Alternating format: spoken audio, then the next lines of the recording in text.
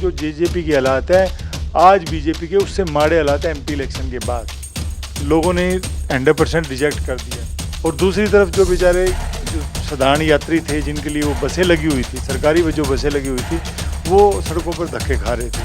तो ये धनबल का बड़ा दुरुपयोग हुआ। ईडी और सीबीआई जो है और जो तंत्र है, क्या वो उपयोग विपक्ष के लिए ही है? और ये तो हर आदमी के जहन में है, ये गलत कर रहे हैं। दोस्तों नमस्कार, मैं हूं सुरेंद्र नैन और मेरे साथ आप देख सकते हैं कांग्रेस के वरिष्ठ नेता अनिल मान जी है। मान साहब, जिस तरीके से मैं नलवा विधानसभा की बात आपसे करूंगा, लेकिन उससे पहले क्योंकि चुनाव सिर पर हैं और सभी पार्टियां जो हैं अपने अपने तरीके से प्रचार प्रसार कर रही हैं। अभी हाल ही की बात करूं, हिसार में एक बड़ा सम्मेलन किया गया बीजेपी की तरफ से, दक्ष प्रजापति सम्मेलन कहीं कहीं किया गया। उसमें कहीं कि मैं डिप्टी स्पीकर रणबीर गंगवा की बात करूँ, उन्होंने उसकी अध्यक्षता की और जो सूबे के मुख्यमंत्री है नायब सैनी वो आए और प्रदेश भर से जिस तरीके से कहीं ना कहीं ओबीसी से जुड़े लोगों को बुलाया गया, तो लग रहा है आपको जो वोटर कहीं ना कहीं खिसक रहा था उसको एक लाने का वापस फिर प्रयास किया जा रहा है?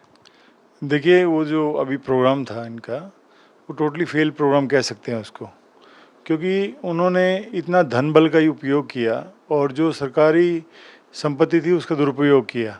अब इतनी बसें जो उन्होंने सैकड़ों जो बसें लगाई, और हर बस में अगर ये देखें जो उनकी बसें आई तो उसमें 5 से 7 आदमी बैठे हुए थे। और दूसरी तरफ जो बेचारे जो साधारण यात्री थे, जिनके लिए वो बसें लगी हुई थी, सरकारी जो बसें लगी हुई थी, वो सड़कों पर धक्के खा रहे थे। तो ये तो धनबल का बड़ा दुरुपयोग हुआ। और दुरुपयोग के बाद जो इन्होंने रैली करी, रैली में लोग नहीं पहुँचे, क्योंकि कोई सुनना नहीं चाहता, ना मुख्यमंत्री को सुनना चाहता, ना गंगवा साहब को सुनना चाहता है। पूरे हरियाणा से लोगों को बुलाया इन्होंने, लोग नहीं पहुँचे।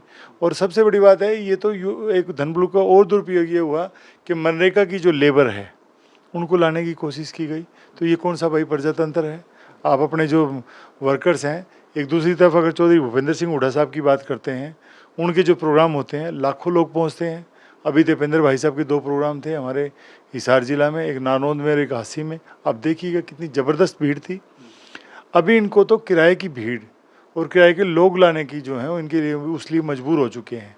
जो आज जेजेपी का हाल था 10 दिन पहले या 15 दिन पहले अगर बात करें या महीने पहले अगर बात करें, जो जेजेपी का लोग नहीं चुना, आज बीजेपी का इस रैली के बाद वो सेम जो है उस जगह पहुंच चुकी है। वो मैं आपकी पार्टी कांग्रेस की बात करूं, जिस तरीके से आपने भूपेंद्र हुड्डा और दीपेंद्र हुड्डा का जिक्र किया, हरियाणा मांगे हिसाब, यानी कि इनकी पद यात्रा जो पूरे हरियाणा में चल रही है, हांसी में वो यात्रा गई, नारनौंद में गई।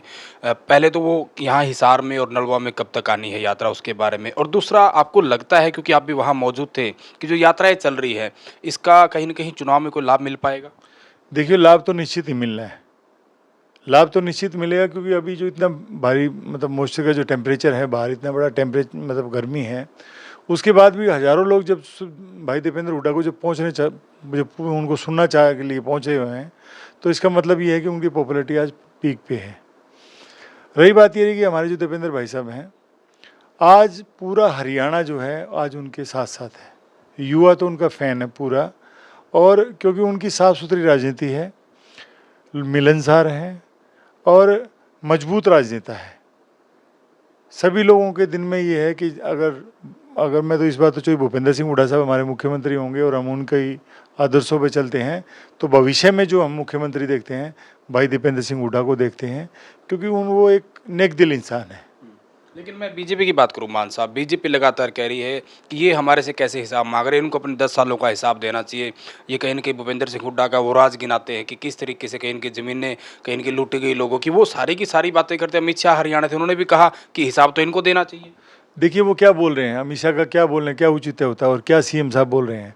10 साल आपकी सरकार थी, आप ले लेते हिसाब। आप सारी मशीनरी आपके हाथ में थी, अगर कुछ गलत हुआ है तो मशीनरी आपके हाथ में थी। आपका सारा आपका ईडी है, आपका सीबीआई है, आपके पास पुलिस प्रशासन है, एडमिनिस्ट्रेशन प्रशासन है, सारा आपके पास था और सारी फाइलें आपके पास थी। अगर कांग्रेस गवर्नमेंट में कुछ गलत हुआ तो अभी तक तो आपने हिसाब ले लेना चाहिए था। आपने 10 साल निकाल दिए उस बात के, और आप कहते हो हमारा अधिकार, आपसे अधिकार मांगने का। हमने एज ए शहरी होने के नाते अधिकार है हमारा कि ये पूछना कि पिछले 10 सालों में आपने क्या काम किया। कोई गलत तो नहीं पूछ रहे भाई। अगर आपने काम किया तो आप काम गिनाइए, हमारे आप पलट जो वार किस लिए कर रहे हैं। ये अपनी जिप को मिटाना चाह रहे हैं, क्योंकि इनके हालात बहुत ख़राब हो चुके हैं। मैं आज आप लोगों के माध्यम से कहना चाह रहा हूँ, जो जेजेपी की हालात है आज बीजेपी के उससे माड़े हालात है। एमपी इलेक्शन के बाद लोगों ने 100% रिजेक्ट कर दिया है। जो एक भ्रम की स्थिति इन्होंने 400 पार का लगाया, एक मिशनरी का दुरुपयोग किया, धन बल का दुरुपयोग किया, उसके कारण जो है ये 5 सीटें हरियाणा में आई हैं। आज की पोजीशन ये है कि कांग्रेस का 75 प्लस जो सीटें हैं कांग्रेस की एमएलए में आ रही है। लेकिन मान साहब, आपकी ही पार्टी के नेताओं की बात करें, मैं कुमारी सैलजा की बात करूं, बड़ी सीनियर नेता है, वो भी लगातार आपकी ही यात्रा पर सवाल खड़े कर रही है। जब वो प्रदेश अध्यक्ष थी तब भी कहीं ना कहीं जिस तरीके से विपक्ष आपके समक्ष जो कार्यक्रम भूपेंद्र सिंह हुड्डा करते थे उस पर उन्होंने सवाल खड़े किए थे कि मेरे से पूछ कर नहीं किया गया। और जो यात्रा अब चल रही दीपेंद्र हुड्डा की, इसको लेकर वो लगातार कह रही है कि कहीं ना कहीं कैसे वर्करों को डिवाइड किया जाए, कैसे कहीं की पार्टी को कमज़ोर किया जाए, सबको साथ लेकर नहीं चला जा रहा। नहीं, मैंने कोई ऐसा बयान कुमारी शैलजा जी का नहीं सुना। और जो अब तो ये है कि हर कोई मिलके ही कर रहा है। जो काम चल रहा है वो कांग्रेस एक होके, जो अभी जो प्रोग्राम चला है वो कांग्रेस का एक होके प्रोग्राम चला हुआ है। सभी लोग आए हुए हैं। ये है कि हमारे जो बड़े नेता हैं वो इंगेज है, कोई दिल्ली में इंगेज है, कोई कहीं बाहर ड्यूटियां हैं, तो वो सभी लोग एक हैं और एक होके काम कर रहे हैं। भाई हम छोटे बड़े नेता सभी लोग, आज कांग्रेस एक होके पूरा अपना इलेक्शन की कैंपेनिंग कर रहा है और इलेक्शन की तैयारियां कर रही है। आपने कहा कि जो हाल जेजेपी का था वो हाल बीजेपी का हो जाएगा। अभी हाल ही में दुष्यंत चौटाला का बयान आया, उनका कहना है कि जो 14 राज्यों में जो उपचुनाव हुए और जिस तरीके से काफ़ी जगह रीजनल पार्टियों कहीं न कहीं जीत कर आई है, तो उनका ये कहना कि आने वाला समय रीजनल पार्टियों का है, बड़ी पार्टियों को लोग नकार देंगे और रीजनल पार्टी को कहीं न कहीं जिताएंगे। देखिए, वो कहीं मानचित्र में अभी है नहीं, किसी भी मानचित्र में अभी जिस पार्टी का आप नाम ले रहे हो कहीं उनका जिक्र नहीं है। वो अपना धरातल ख़त्म कर चुके हैं। वो जो देवीलाल जी की राजनीति करते थे उनको इतना नीचे लिया है वो, क्योंकि पिछले जो उप मुख्यमंत्री रहते जो उन्होंने काम किया और लोगों से जो एक किस्म से विश्वासघात किया, उसके कारण जो है आज कहीं भी राजनीति के मानचित्र में कहीं हम लोग उनको नहीं देखते हैं। रही बात रही, क्योंकि बड़े बात हो जाएगी मेरे लिए कुछ बोलना, पर मैं जो आम साधारण की जो कार्यकर्ता की बात है वो मैं आपको बोल रहा हूँ। रही बात ये रही कि आज उनका बयान आता है, किसी भी विषय पे बयान आता है, वो उनकी झेप है। उनको सिर्फ एलर्जी है तो चाहे भूपेंद्र सिंह हुड्डा साहब से और दीपेंद्र भाई साहब से एलर्जी है, उन्हीं के खिलाफ बोलते हैं। जबकि उनको बोलना चाहिए बीजेपी के खिलाफ बोलना चाहिए। तो जेजेपी की कोई बात करने का मैं नहीं समझता कि उनके लिए हमें कोई बातचीत करनी चाहिए। अच्छा, एक मान साहब, जब भी चुनाव नज़दीक आते हो तो देखा जाता है कि ईडी और सीबीआई की रेड कहीं न कहीं चल पड़ती है। आपकी ही पार्टी के मैं विधायकों की बात करूं, राव दान सिंह के यहाँ लगातार रेड चली और हाल ही में सोनीपत से विधायक सुरेंद्र पवार की बात करूं, जिस तरीके से उन्होंने ईडी ने गिरफ्तार किया, तो कैसे देखते हैं इन कार्रवाइयों को? ये तो आप देख ही रहे हैं। अब ये प्रजातंत्र का दुरुपयोग नहीं है तो और क्या है? क्या ईडी और सीबीआई जो है और जो तंत्र है, क्या उपयोग विपक्ष के लिए ही है? और ये तो हर आदमी के जहन में है कि ये गलत कर रहे हैं, ऐसे नहीं करना चाहिए। मैं फिर भी कहता हूँ, जो भूपेंद्र सिंह हुड्डा साहब के भी इन्होंने कोशिश करी, कुछ नहीं बातचीत हुई। अब जो साथ में जो लोग हमारे एमएलएज हैं, अब उनको परेशान करना शुरू कर दिया, फिर आम आदमी को भी परेशान करना शुरू कर दें। और आज एक चीज़ और बताना चाह रहा हूँ आपको। अभी पीछे हिसार में एक बहुत बड़ी वारदात हुई, आपको पता ही है कि गोलियां चली और वो जो थ्रेटिंग हुई और इतना बड़ी बात हुई।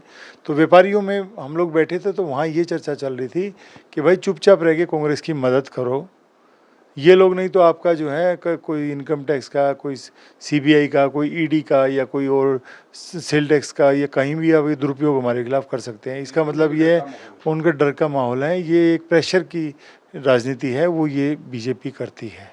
अंत में जो यात्रा आपकी जो लगातार चल रही थी दीपेंद्र हुड्डा की, जब वो हिसार आएगी, तो क्योंकि आप हिसार से नेता हैं, नलवा विधानसभा क्षेत्र की राजनीति करते हैं, तो हिसार के हिसाब से क्या कुछ तैयारियां आपकी हैं? देखिए, मैं हिसार तो ज़िला बहुत बड़ा ज़िला है, मैं नलवा की बात करता हूँ। हम लोग भाई दीपेंद्र हुड्डा का इंतज़ार कर रहे हैं। पूरी नलवा विधानसभा, रोज़ मेरे पास कम से कम इसी काम के लिए 50-100 फ़ोन आते हैं कि भाई साहब हमारे हल्के में कब आ रहे हैं। बहुत बड़ा उत्सव होगा उस दिन, बहुत बड़ा कार्यक्रम होगा। दीपेंद्र भाई साहब आएंगे और बड़ा स्वागत करेंगे हम लोग उनका कि वो आएंगे। और हम लोग उनको जो है ना, पूरा हरियाणा में ऐसा नहीं है कि और भी बहुत सारी विधानसभाओं में काफ़ी लोग इकट्ठे हुए, उसमें हमारी भी विधानसभा का बड़ा नाम होगा। और हम लोग काफ़ी, क्योंकि लोगों में उत्साह है, भाई दीपेंद्र हुड्डा को लेके उत्साह है, उनकी शैली को लेके, उनके काम करने के तरीक़ों को लेके, उनके साथ लोगों को जुड़ाव को लेके। और सबसे बड़ी बात यह है कि वो अपनी मेहनत करते हैं। मैं आपको एक बात बताना चाह रहा हूँ कि भाई दीपेंद्र हुड्डा कभी भी, अगर आज मान लो 20 तारीख है और 20 तारीख को घर से निकल के वो कभी भी 20 तारीख को वापसी अपने घर नहीं जाते। वो 21 तारीख रात सुबह 2 बजे जाएंगे। इतनी मेहनत, हर रोज़ आदमी का 400-500 किलोमीटर का 600 किलोमीटर का ट्रैवल करना हर रोज़, और इतनी चिलचिलाती धूप में, इतनी गर्मी में अपने प्रोग्राम को सक्सेस करना। सबसे बड़ी बात है कि प्रोग्राम करना एक अलग बात है और उसको सक्सेस करना है अपने अपने उससे। और जो मैं अभी हमने जो 2 प्रोग्राम्स देखे हैं, आपके नानोद का या आपके हाँसी का हमने देखा, तो उसमें यही था कि उनकी उनकी उनकी उनकी सोच जो थी, लोगों में उनका उनका अट्रैक्शन था। तो भाई दीपेंद्र हुड्डा का तो है, आज जादू जो है भाई दीपेंद्र हुड्डा का चल रहा है, और आने वाले हमारे नेता भी हैं, भविष्य के हम लोग जो हैं, हम अपना जो भाई हरियाणा पूरा जो है ना भाई दीपेंद्र हुड्डा में अपना भविष्य देख रहे हैं। शुक्रिया मान साहब बातचीत करने के लिए। तो ये थे कांग्रेस के वरिष्ठ नेता अनिल मान, जिन्होंने साफ तौर पर कहा है जिस तरीके से कांग्रेस पार्टी की जो पद यात्रा चल रही है और दीपेंद्र सिंह हुड्डा जिस तरीके से पसीना बहा रहे हैं, और जो कहीं ना कहीं कांग्रेस के कार्यकर्ता है तमाम उनके साथ कंधे से कंधा मिलाकर जो लोगों के बीच जा रहे हैं, तो कहीं ना कहीं ये यात्रा आने वाले विधानसभा चुनाव में जो है रंग लेकर आएगी। और अनिल मान का ये भी कहना है कि पूरा हरियाणा दीपेंद्र सिंह हुड्डा को हरियाणा का अगला मुख्यमंत्री देखना चाहता है। और उसके साथ साथ जिस तरीके से दक्ष प्रजापति सम्मेलन जो किया गया, उस पर भी अनिल मान ने खड़े किए हैं। उस सम्मेलन को पूर्ण रूप से फैल सम्मेलन उन्होंने करार दिया है। उनका साफ तौर पर कहना है कि चुनाव के बिल्कुल ऐन वक्त पर नज़दीक आकर कैसे कहीं ना कहीं ओबीसी से जुड़े लोगों को रुझाया जाए, कैसे कहीं ना कहीं चुनाव में उनका लाभ उठाया जाए, इसलिए ये कहीं ना कहीं सरकारी तंत्र का दुरुपयोग करके इस तरह के कार्यक्रम जो हो बीजेपी कर रही है, जिसका कहीं ना कहीं उनको फ़ायदा नहीं मिलने वाला है। हालांकि आपका इस पूरे मसले पर क्या मानना है, आप भी खुलकर कमेंट करें और वीडियो को दबाकर शेयर करें।